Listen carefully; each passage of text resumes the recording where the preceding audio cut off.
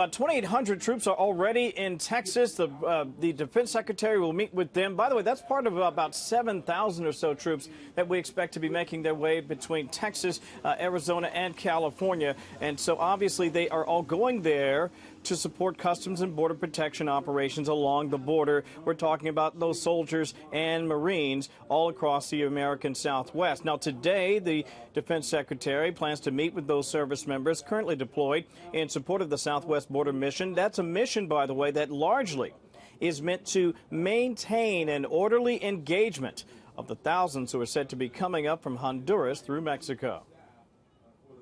There's been no change to that mission at this time. We'll have to see what the future holds. But right now, that's the only mission I have.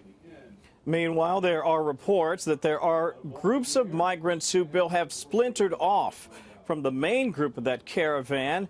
And that group is said to have already reached Tijuana, a clarion call to action, according to the former ICE director. Game on. I mean, I think the administration is ready. CBP has, of course, got a lot more resources down there, with the military, building the infrastructure and the fencing. You got a lot more inspectors and asylum officers down there from CIS ready to start these interviews if they come to a port of entry. As is customary, the Defense Secretary will get an assessment, even a threat assessment from commanders and leaders on the ground. The senior leadership cadre obviously will want to make sure that he is aware and abreast of everything that they've seen so far. That should happen later today, Bill. Meantime, we got a rare rebuke from the First Lady's office late yesterday for the dismissal of a staffer, Kevin. What can you tell us about this? Well, this is a senior staffer who is involved with national security matters, and this is an unusual circumstance to say the least. Generally speaking, Bill, certainly in covering the Trump White House, you simply don't hear very much from the First Lady's office. And certainly yesterday it was a bit of a surprise to hear that the First Lady's office is specifically calling out a staffer, saying that they don't want her on the team moving forward. Now, you and I have also talked about this idea that once we get past the midterms, there's lots of shaking up at the White House. That's not uncommon, but you're talking to East Wing stuff.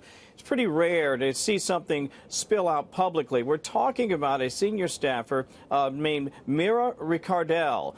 She's a national security staffer. She's got a reputation inside the White House for having, let's just say, sharp elbows. That may have been her undoing in the First Lady's office. The First Lady's staff issuing a statement yesterday. Let me share just part of it, very sharp. It says, "It is the position of the office of the First Lady that she, Ricardel, no longer deserves the honor of serving in this White House." As is often the case, strong personalities can create divided loyalties, and while she remains in the job at this hour, it is clear that the First Lady's office wants her out. And to use an oft-heard expression around here, we'll see what happens.